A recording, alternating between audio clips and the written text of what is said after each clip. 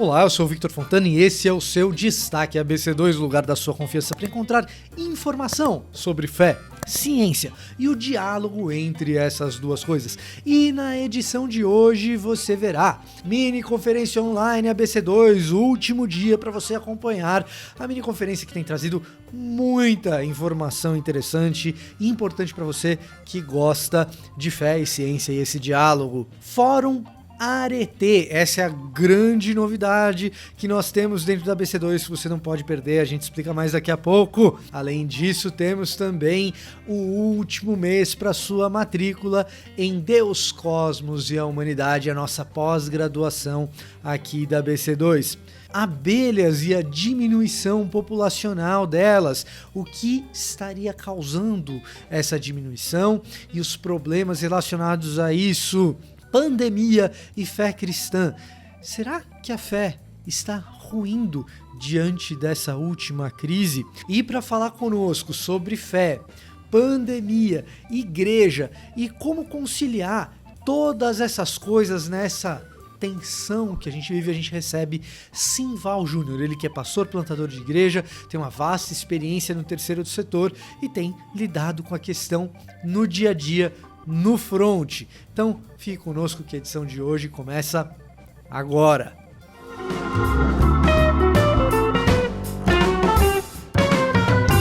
Mini conferência online da ABC2, se você tem acompanhado nos últimos dias, você está aproveitando, eu tenho certeza, porque está muito bom.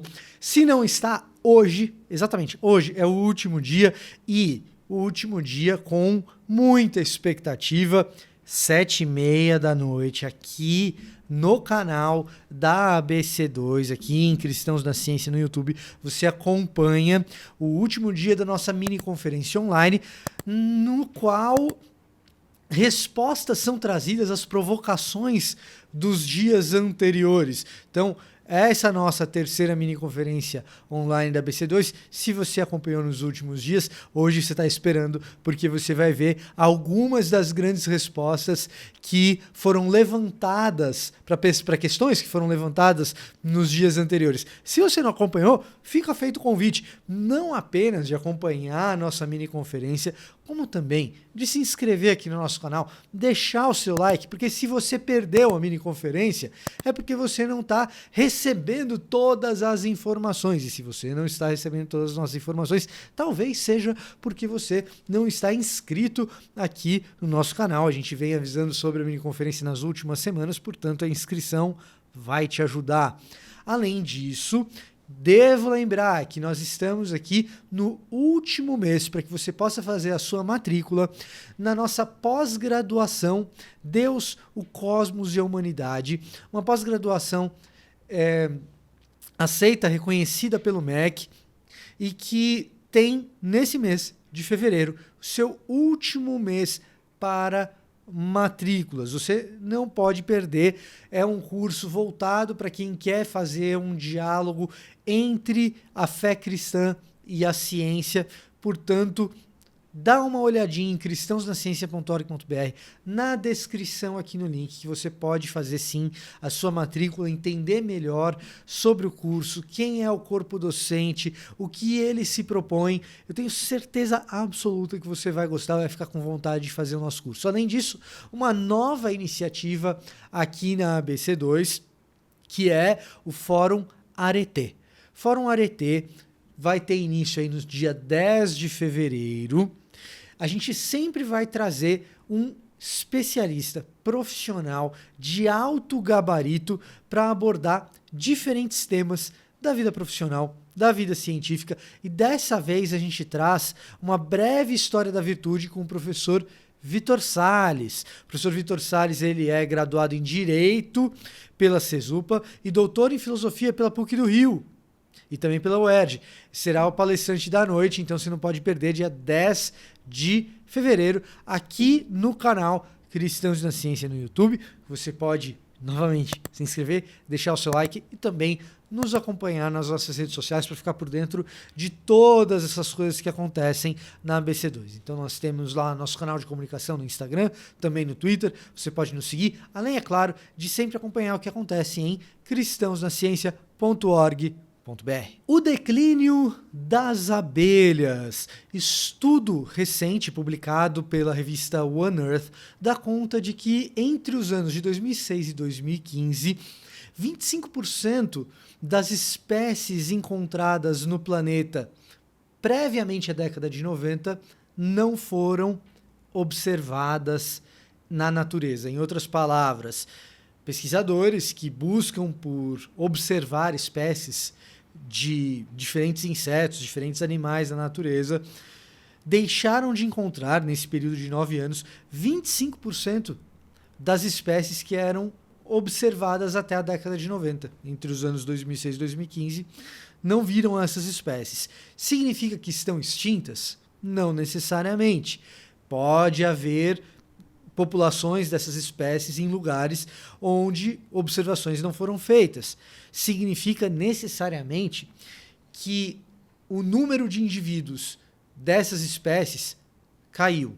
E isso é preocupante. Preocupante porque uma boa parcela das culturas na Terra depende desses insetos polinizadores para a produção alimentar.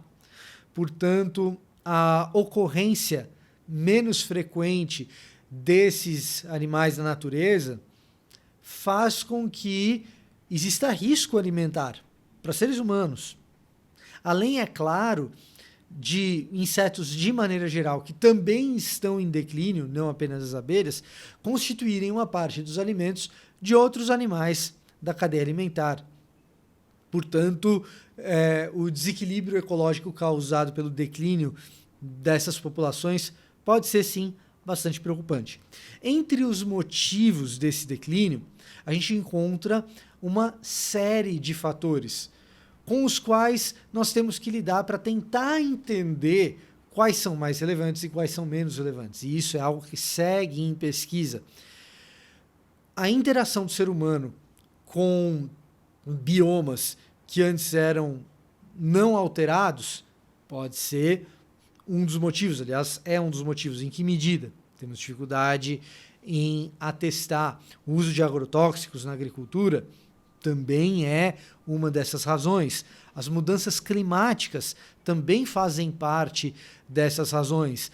É necessário ainda pesquisa para que isso seja melhor delimitado. Pandemia e o aumento na fé. De acordo com um estudo divulgado pelo Pew Research Center, um instituto especializado em pesquisas na área religiosa, cristãos nos Estados Unidos afirmam que a sua fé aumentou durante o período de pandemia. Mais precisamente, 3 em cada 10 cristãos afirmam que a sua fé aumentou e 4 entre cada 10 têm a percepção de que a fé dos seus irmãos em Cristo aumentou no período de combate à Covid-19. A pesquisa foi realizada em 14 países desenvolvidos, dos quais 11 registraram algum tipo de balanço positivo, embora nos Estados Unidos isso seja mais acentuado. Quando se fala em balanço positivo, significa que mais cristãos identificaram que a sua fé aumentou nesse período do que cristãos que entendem que a sua fé diminuiu nesse período. Outros países desenvolvidos apresentam também uma relação positiva, mas menor intensidade do que nos Estados Unidos. É claro que essa percepção de fé é um fator positivo, mas não é o único fator que a pandemia afeta, em especial pelas restrições de idas e vindas e de cultos públicos. No que diz respeito à intimidade com familiares e com os amigos mais próximos, a maioria dos americanos afirma também que isso melhorou durante o período da pandemia. Entretanto, cultos públicos, fazer igreja, o cotidiano da vida de igreja, esse sim foi muito prejudicado. Inclusive, para conversar sobre esse assunto, como lidar com as questões eclesiásticas e a ciência durante um período de pandemia, nós trazemos aqui ele, que é pastor, plantador de igrejas, com vasta experiência no terceiro setor, Simval Júnior.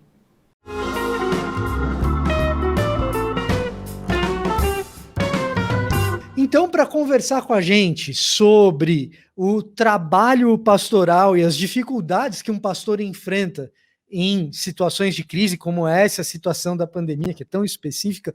A gente traz aqui Simval Júnior, conheço de longa data, hoje, atualmente, plantando uma igreja na zona sul de São Paulo, no Ipiranga, e uma igreja começando, né, Simval, e começando já enfrentando um desafio desse tamanho. Isso. Obrigado pelo convite, bom poder estar aqui participando, contando um pouco do que a gente está vivendo. A gente existe há mais tempo como igreja em pandemia do que fora dela, né? Uma igreja, no modelo de plantação que nós escolhemos, ela tem algumas fases. Então, a gente tem aquela fase de grupo, né? Grupo pequeno, a gente chama de grupo base nesse tipo de trabalho que nós fizemos, até que a gente abre para os cultos públicos. E a gente passou, então, mais ou menos 6 meses e meio com os cultos abertos, então, culto público acontecendo, aos domingos, como todo mundo conhece. E aí veio a pandemia. E a pandemia, nós não voltamos, porque uma igreja que começa aluga um espaço, usa algumas horas de um dia da semana, né, para fazer seus momentos de culto, de encontro. Então, a gente existe há mais tempo de forma remota, né, do que presencialmente. Então, tem gente que nunca teve em nenhum dos nossos cultos e se considera membro da nossa igreja. Essa é uma coisa diferente para a gente também. Você tem a dificuldade logística, né? Porque hoje você não tem nem condição de estar fisicamente reunido por uma questão de não ter o espaço. Isso. Agora, do ponto de vista relacional, como que a coisa acontece? Porque, especialmente na fase da plantação, é uma fase de aprofundamento de laços. E eu imagino que isso acabe fazendo as coisas serem ou mais lentas ou até mais difíceis, em especial para cuidar das dores desse período que são tão peculiares nas pessoas, né? Isso. A gente tem algumas. Nós tínhamos algumas expectativas para esse ano que nós não funcionamos, digamos, do jeito que nós gostaríamos, né? Mas coisas que a gente achava que aconteceria e não aconteceram. A gente achou que a gente diminuiria o número de participação. Não aconteceu isso. Na verdade, a gente tem uma surpresa. Então, a gente começou a criar outros momentos, e usando também as redes para fazer isso, e a gente tem algumas boas surpresas por fazer isso. Então, a gente começa a criar respostas a partir de usar esse meio de comunicação com o pessoal que é pela internet. Uma das coisas a gente tem a gente deu o nome de Aprofundando a Nossa Fé. O nome da igreja é Nossa Igreja SP. Então, tudo está usando um jeito de se comunicar, então a gente está colocando sempre, aproveitando essa conexão com as pessoas, usando o nosso nome aí, né? Então, Aprofundando a Nossa Fé é alguma coisa que eu já sei que não vou mudar.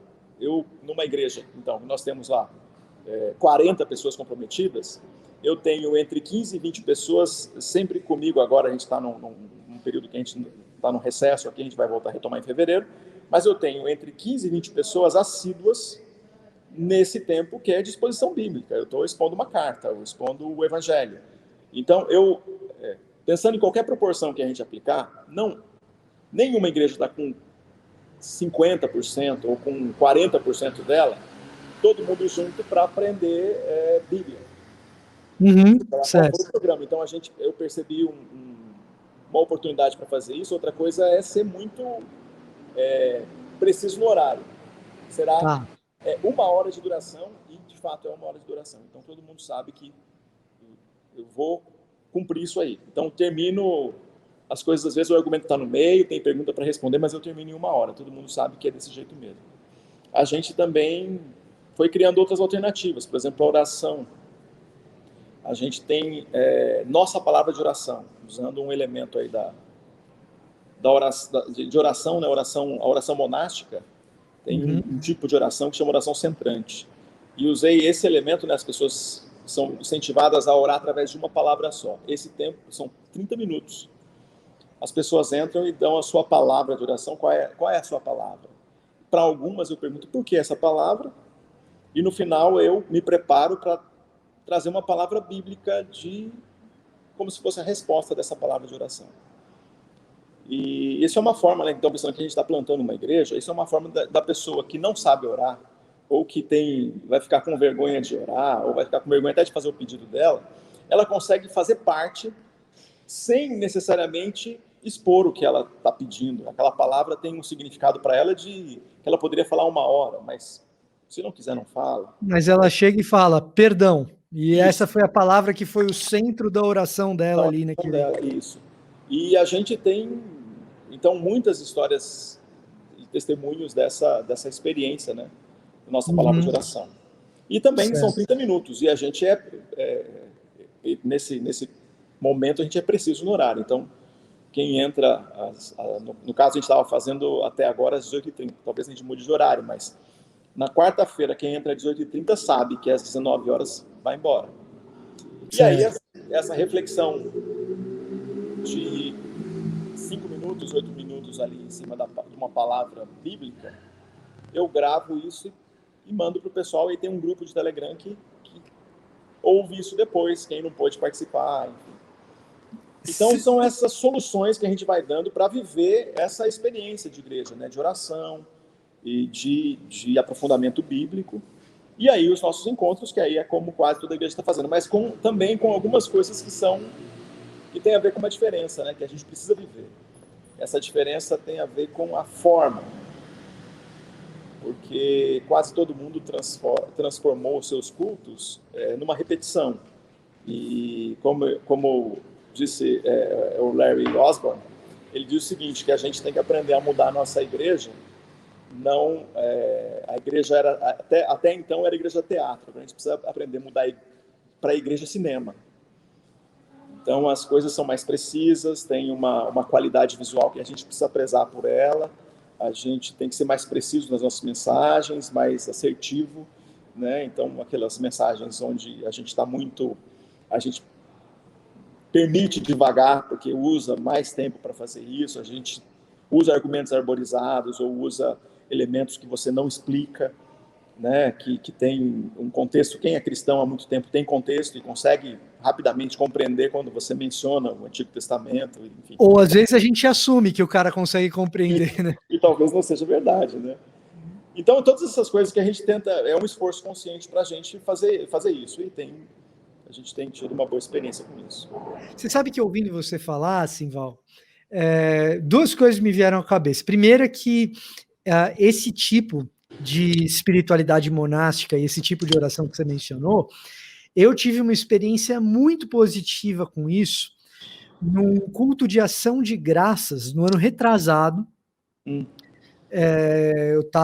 Na época eu estava fazendo meu mestrado, e ali onde eu estava fazendo meu mestrado, a tradição de culto de ação de graças ela é muito forte, e foi feito no culto de ação de graças exatamente esse mesmo exercício de uma palavra que resume, não um período tão longo de oração quanto esse que você propôs, era mais curto, mas cada um tinha ali uma palavra também, resumindo o que foi aquele período de oração. E para mim aquilo foi extremamente marcante e positivo em dois sentidos. Pessoalmente, que eu nunca vou esquecer da oração que eu fiz naquele dia de ação de graças, foi marcante pra caramba. A palavra que está lá sintetizou o meu momento, e é uma coisa assim que eu nunca vou esquecer. E a segunda coisa, do ponto de vista da liderança pastoral, me parece que permite que a gente consiga enxergar melhor, ou enxergar, às vezes, muito bem, o que cada uma daquelas pessoas que está ali participando da liturgia está meio que passando. A gente pode não saber precisamente, passei no vestibular, faleceu uma pessoa próxima, a gente não sabe exatamente o que aconteceu, mas a pessoa vai lá e escreve dor, e você fala, pô, esse cara eu tenho que prestar atenção para entender o que é, pelo menos tentar sentir a dor junto com ele. Não sei se isso acaba acontecendo com você também. Não, mas... acontece muito. É bom, no grupo, né, o pessoal, a gente se encontra. Como é que o processo funciona? Se encontra no Zoom e eu falo para as pessoas escreverem a palavra nos comentários. E aí tem algumas pessoas que eu sei que têm liberdade para falar e tem outras que não. E aí eu abro e falo, alguém quer explicar por que da sua palavra? vai dar para fazer 3 pessoas, 2 pessoas. As pessoas aprenderam também já, né, a falar em 1 minuto. A minha palavra é dor porque nesse momento aqui eu estou triste por tal coisa. Uma frase ou 2, o pessoal vai falando.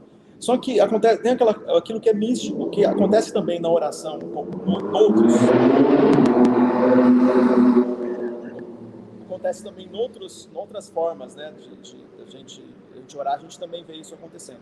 Mas tem uma coisa mística e poderosa, porque eu me preparo para esse tempo. E ao me preparar para esse tempo, para fazer a oração, esse tempo de oração, eu quero que aquela palavra que eu darei, baseado em um versículo, uma reflexão de 5 minutos, ela seja uma resposta para aquele pedido. Certo. E eu tenho que me preparar antes, não tem como eu falar da cabeça ali na hora. E é impressionante a experiência que eu tenho nesses tempos aí, a gente passou fazendo 6 meses isso, né, o ano passado, de como a resposta, então não sou eu que preciso dar esse testemunho, né? Se você falasse com alguém das pessoas que participam lá, eles vão dizer isso. A resposta, ela vem como uma resposta de Deus para aquilo que as pessoas estão passando. E eu estou fazendo uma reflexão bíblica como qualquer um dos meus colegas, amigos pastores ou pessoas que estão caminhando com Deus e fazendo o seu tempo de devocional conseguiriam fazer uma reflexão. Mas como eu faço a reflexão, então, as pessoas fazem a sua palavra de pedido, ou a sua palavra de agradecimento, ou a sua palavra dos que representa o seu momento, e eu faço uma palavra que tem a função de ser resposta. Então, qual é a palavra que é a resposta de oração? Então, isso foi algo que a gente criou agora e que tem muito a ver com a nossa experiência da nossa igreja. Eu acho que isso é uma... Não sei se estaria no campo da inovação, sinceramente, mas a gente está ressignificando a oração para esse momento, para nós, porque como que a gente faria a oração? Pensando nos modelos antigos, né? Que a gente está acostumado. Junta um grupo de oração, o pessoal passa 1 hora, 1h30 juntos, alguém ora 5 minutos, o outro ora 10 minutos, o outro faz só o pedido. Mas como que a gente faz a oração nesses tempos? Para não ficar pesado, cansativo, e a gente sentir que foi abençoado em um tempo como esse, né? Então foi pensando nisso que a gente construiu assim. E para cada momento a gente vai criar pensar em criar alguma coisa que seja relevante, né? Outra coisa que eu percebo, Simval, conforme a gente está conversando, é que, embora seja um período difícil, e ninguém nega isso, alguns dos nossos colegas eu percebi que durante todo esse período, mas também no início, tinham uma percepção muito lamuriosa das coisas, do tipo, vai tudo dar errado, ou então por que a gente está passando por isso, ou então não me estão deixando fazer o ministério do jeito que eu queria. Sabe, uma coisa assim, eu planejei tudo direitinho para fazer o ministério do jeito que eu queria, tudo certinho, e não estão deixando eu fazer, sabe, uma coisa quase como de criança birrenta. E ouvindo você falar, transmite uma leveza e uma certeza de que é possível fazer, de que arregaçando as mangas e acreditando de fato que o Espírito Santo age, dá para fazer as coisas. Você não me passa nem no semblante, nem nas coisas que você fala, o peso de um período difícil como esse que a gente está atravessando. Sim. Tem uma coisa que é uma convicção que eu tenho. Deus ele não errou e ele não erra, né? Nós sabemos disso. Isso é uma convicção, pensando numa convicção teológica reformada, que nós assumimos. Mas, aliás, não é nem só reformada, né? Mas a questão é que, quando a gente está olhando para isso, algumas pessoas estão olhando e com uma lamúria, como você falou, mas estão olhando pensando que a gente, que teve um erro aí, né? Que Deus errou no sentido de que não podia ter acontecido isso para esse momento do meu projeto, do meu negócio, da minha igreja. Então a gente está lamentando por conta disso. Agora, tendo uma consciência da soberania e do cuidado de Deus, não era para outras pessoas, ou não era para ser no outro momento. A pandemia é no momento que Deus me chamou para o ministério. É no momento que Deus me chamou a plantar essa igreja. é no momento que Deus nos chamou para fazer aquele ministério que nós estamos fazendo. Então, conscientes da soberania de Deus, então estamos conscientes que Ele dará criatividade e poder para a gente passar por isso. O fato da gente não reconhecer, então a gente viver em negação a respeito do que está acontecendo, então negar o momento, não nos deixa ser criativos para responder. Quando você não reconhece o problema, não busca solução. Então você fala, não é. A pandemia não é tudo isso. Quando alguém está falando isso, já tem um problema aí, enorme. E quando você fala se a pandemia não é tudo isso, então como é que eu busco solução para alguma coisa que não é tudo isso? Então, ou você assume que é, e você busca a criatividade e o poder de Deus para responder essa crise que não tem resposta fácil, que não é resposta simples, que é um assunto complexo e que não tem como responder fácil, ou você vai ficar, então, com digamos, com repetições, repetindo argumentos dos outros e buscando, digamos que, meios de você declarar melhor a sua lamúria, mas não de responder, porque as pessoas que estão caminhando com a gente hoje na fé, eles precisam de respostas, precisam de alguém que de alguma forma esteja respondendo, esteja guiando as pessoas na jornada espiritual delas para responder a isso. Então, do mesmo jeito, então a mesma resposta de Jesus, né, quando Jesus, falando assim, do nosso país em crise, está numa crise política, crise financeira, numa crise de saúde, numa crise humanitária, quando a gente olha para isso, fala assim, então, o que é que Jesus diz para nós? A mesma coisa que ele disse para qualquer pessoa que passa pelos sistemas piores do mundo. Então, alguém fala assim, a pior coisa é viver na Venezuela hoje, viver na China comunista, viver, sei lá, na Coreia do Norte, seja lá o que for, a palavra de Jesus como resposta é a mesma. No mundo tereis aflição, credes em Deus, credes também em mim, porque eu venci o mundo. Essa é a resposta. Então, se Jesus venceu o mundo, acredita nele que você vai vencer essa parada. Agora, se você não acredita que isso é um problema, então já tem uma outra situação aí que vai impedir você de buscar soluções e fazer tua igreja, tua experiência relevante. Então, o que a gente tem hoje para fazer a experiência relevante? É fazer alguma coisa remota? Então, vai ser relevante desse jeito. Como é que a gente vai fazer? A gente vai ficar se lamentando ou vai falar para Deus? Aliás, né? Vai contar com a segunda pessoa da Trindade, que é a pessoa da criatividade. O Espírito Santo é a pessoa da criatividade. O Espírito Santo de Deus atuou, é a pessoa da comunicação. É ele que inspirou a escrita, é ele que inspira a arte, inspira as músicas hoje, inspira os pregadores. Então, é a pessoa da criatividade. Nós vamos depender do Espírito Santo para ser criativos e responder, seja lá o que for, a gente precisa fazer isso. Agora, a gente vê, se você ficar lamentando, você não vai contar com criatividade, né? Você vai contar com essa pessoa da Trindade, o Espírito Santo, para te consolar, mas não para te dar criatividade e sabedoria para você passar por essa fase. Perfeito, perfeito.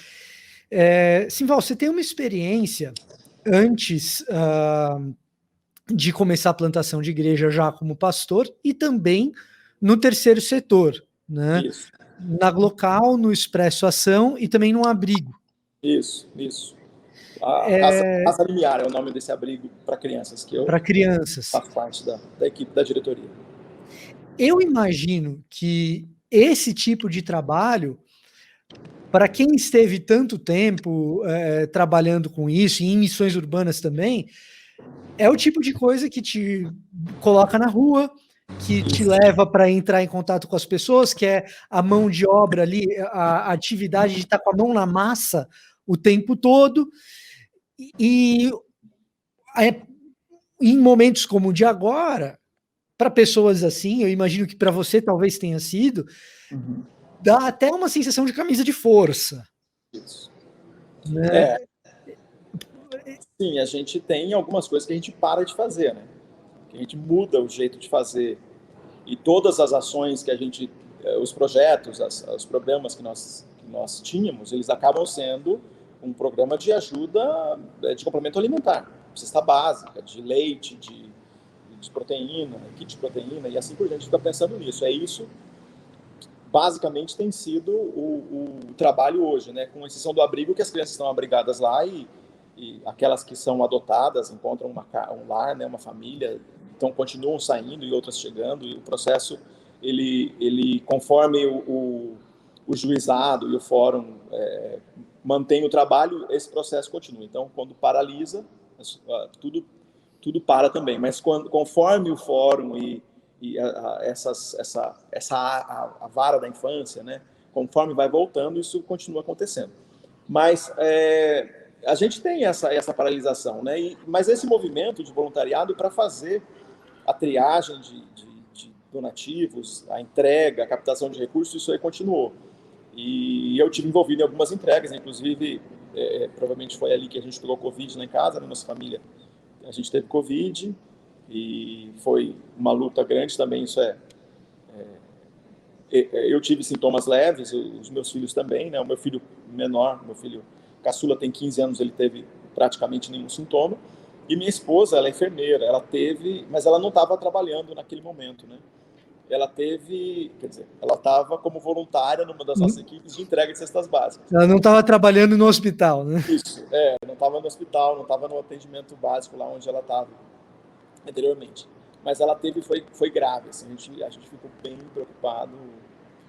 Não foi internada, mas ela toda aquela descrição que a gente sabe de alguém sem energia para nada e tudo, a gente viveu.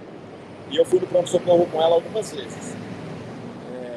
Eu fui 3 vezes no pronto-socorro, num período de uma semana, 2 vezes num dia só, com o aviso do médico na última vez dizendo assim que eu não posso, se eu internar ela agora, ela vai para o hospital de campanha. E se ela for para o hospital de campanha, ela vai emocionalmente vai chorar e tudo, isso vai piorar a respiração dela. Então a gente vai fazer assim. Como eu moro a 2 quilômetros desse pronto-socorro, ele falou: vocês voltam para casa e qualquer alteração nas próximas 4 horas, vocês têm que voltar para cá e ela vai ser internada. Não piorou, permaneceu estável nas próximas 10 horas mais ou menos, e depois ela só melhorou. Então, aí a gente fala o seguinte, né, que nessa hora é que esses medicamentos malucos aí, se ela tivesse tomado, ela diria que deu certo, né? A gente dá muita risada disso. Porque, bom, a minha família, né, a minha esposa é da área da saúde, meu filho também. Então, quando a gente dá muita risada disso, se tivesse tomado ivermectina nessa hora, ia falar que foi isso que tinha resolvido. Do mesmo jeito que tivesse tomado chá de boldo, de limão, ou feito uma simpatia, dado 3 pulos, ela falava que tinha pudim funcionado. De leite. Isso. Porque a mudança estava fazendo o mesmo processo, tomando os medicamentos e tudo, não mudou nada. De repente, estava debilitada e parecia que ia piorar, de repente melhorou. Então, essas surpresas do Covid que a gente vê, né? A gente piora muito rápido e melhora rápido também. Uma doença que a gente está aprendendo, né? Que a gente está conhecendo aí. Mas na minha casa foi assim. É uma doença nova, isso que é uma coisa que às vezes a gente tem um pouco de dificuldade, até mesmo no ambiente pastoral. O pastor é treinado, quando bem treinado, é treinado para as atividades pastorais de exposição bíblica, de aconselhamento, de evangelização, mas a gente não tem necessariamente um treinamento científico, em especial da área da saúde.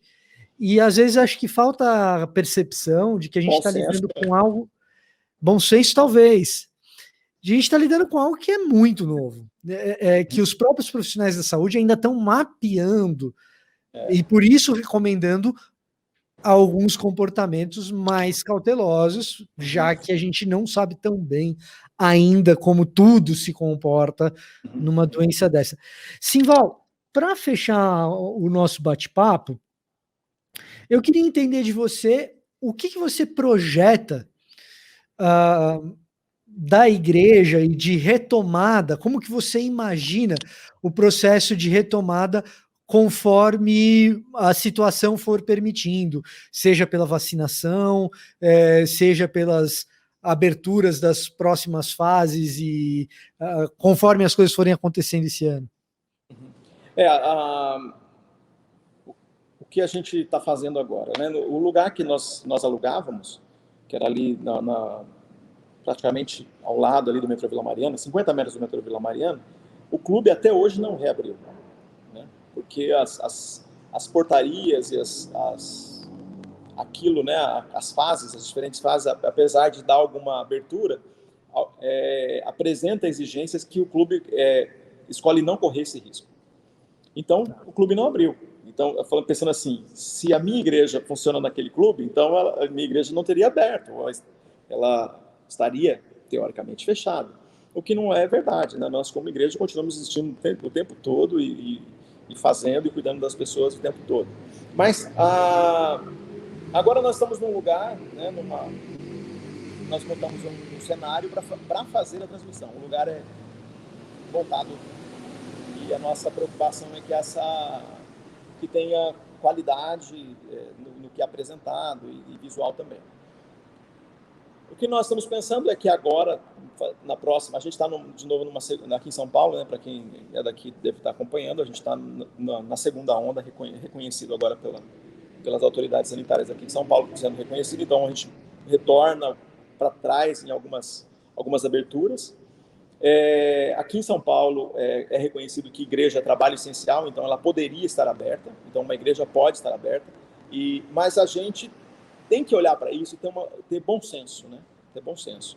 Então olhar para isso e pensar bem, né? Então, como é uma igreja nova que nós estamos plantando, tem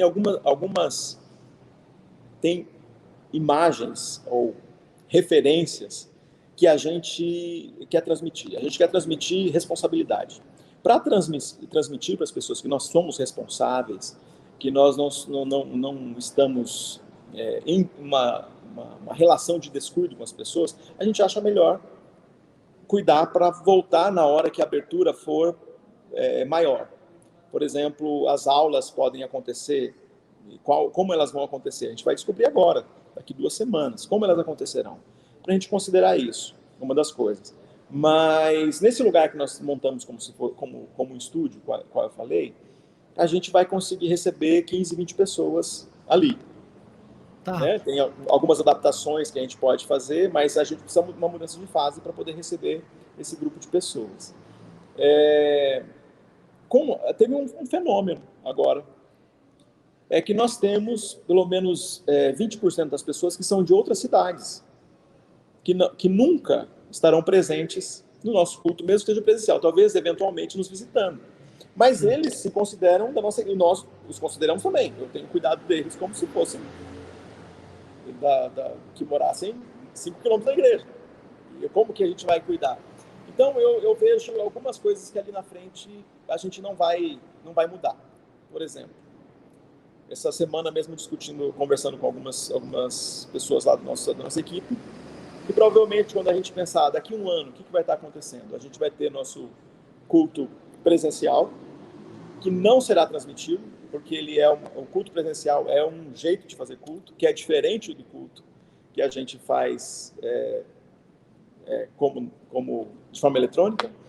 Então a gente vai ter 2 cultos em horários diferentes. Então a pessoa que assistir, ele não vai ver uma versão compacta daquele culto presencial. Na internet, no nosso Spotify, vai estar o áudio da mensagem daquele culto presencial. Mas quem assistir no YouTube vai ver um culto que foi feito para o YouTube. Tá. Foi feito para colocar lá. Então, é interessante pensar nisso, porque uma igreja, geralmente, com um tamanho como a nossa, que eu imagino daqui a um ano, voltando, as coisas, vai ter, 60 membros, que é uma igreja que está em fase de plantação, ninguém pensaria, essa igreja vai ter 2 cultos? Pois é. Igrejas desse tamanho, por causa dessa situação de pandemia, agora começam a pensar no seu posicionamento, tem que ter 2 cultos. Mesmo por esse motivo que eu acabei de falar aqui. O culto teatro não funciona na internet, não funciona, né? Ali é o culto cinema, então vai ter que durar 40 minutos, uma mensagem menor. A música que a gente coloca lá, a gente acostumou a chamar de louvor, mas ela tem pouco de louvor ali. Talvez aquela música, ela também deve ser repensado o tempo de música para ela compor a mensagem, não para ela ser um tempo de louvor. Porque louvor, quando a gente olha para a Bíblia, é outra coisa. Não é exatamente isso que a gente consegue fazer num culto pela internet. Então, tudo isso é um processo aqui de pensar, que você está perguntando aqui, é um processo de pensar e redefinir, reposicionar como igreja que está sendo plantada, né? E assim continuar a relação com aquele pessoal que é mais distante. Simval, assim, conversar com você foi muito bom, porque dá a nítida sensação de que, assim, existe esperança. É muito grave, é muito sério, mas dá para fazer. Sim. Né? E outras crises podem aparecer de natureza muito diferente dessa, e a igreja não deixa de ser igreja porque as crises aparecem, sabe? É isso mesmo, é isso mesmo. A nossa experiência tem sido essa. A gente teve uma experiência... tem uma coisa que é interessante, né? Eu sempre falo sobre isso, sobre o que... Aquele texto em Marcos, né? Quando Jesus cura o paralítico que desce pelo telhado, na hora que o paralítico está descendo, ele fala, né? Perdoados estão os seus pecados. E aí aqueles que estavam ali, né? Arrazoavam em seu coração, né? Os mestres da lei arrazoavam em seu coração. Quem ele pensa que é para perdoar os pecados? E aí ele fala assim, sabendo, né? O texto diz que sabendo que eles falavam no coração, ele diz: para que vocês saibam que o Filho do Homem tem poder na terra para perdoar os pecados, levanta, pega a sua maca e anda. Quer dizer, tem um milagre que comprova uma outra coisa.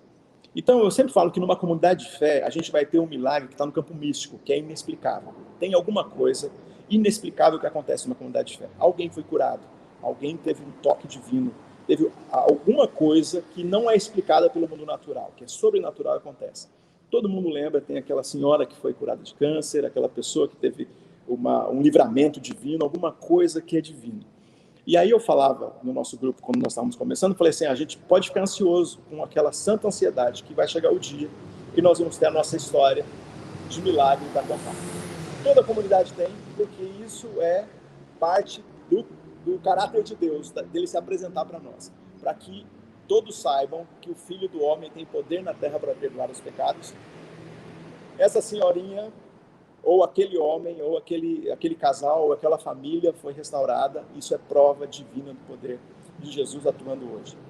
E a gente teve, durante a pandemia, o nosso milagre. Né? Um homem estava, né? O Alexandre, estava na nossa perspectiva, a esperança já estava no limite. E ele fez um transplante de fígado. Ele foi internado, pegou Covid, assim, pegou uma bactéria, ficou na UTI um tempão, tudo que a gente via era sinal de fim. E ele teve alta depois de passar por todo esse tempo difícil de UTI, Covid e tal, ele teve alta. Na alta dele, 8 horas depois, ele foi chamado para fazer o transplante. O que aconteceu é que esse tempo todo difícil que ele teve no hospital UTI foi o tempo de quarentena que os hospitais aplicam para alguém que vai fazer transplante. E ele passou pelo transplante. Bom, falar com ele, eu nunca ouvi, né, assim que, uma semana depois do transplante, eu nunca ouvi uma pessoa o Alexandre com tanto vigor na voz. Falei por telefone com ele. Era o nosso milagre acontecendo. Um homem no meio de tudo isso, né? Fala assim, teve tudo isso, você fala assim, mas ele está aí, está forte, e agora ele continua, ele está fazendo a quarentena e teria que fazer, não é a quarentena do Covid, ele teria que fazer por causa do transplante. E tem, cada dia que a gente conversa com ele, para nós é o testemunho de que Jesus responde às nossas orações e de que sim, o Filho do Homem tem poder na terra para perdoar os pecados, né? Para que a gente saiba disso, o Alexandre está andando na nossa comunidade. E aí cada comunidade de fé vai ter a sua experiência de fé, de transformação, de resposta de oração, como essa que eu estou falando. E passar pelo Covid e uma comunidade de fé continuar existindo, isso é prova do cuidado de Deus também. Amém. Amém. Simval, muito obrigado por receber a gente, muito obrigado por conversar com a gente, bater esse papo. Fico muito contente com isso. E você que nos assiste, também fica o meu convite para que você esteja sempre com a gente. Toda quinta-feira a gente tem Destaque ABC2. Simval, até a próxima, meu velho. Legal. Até mais.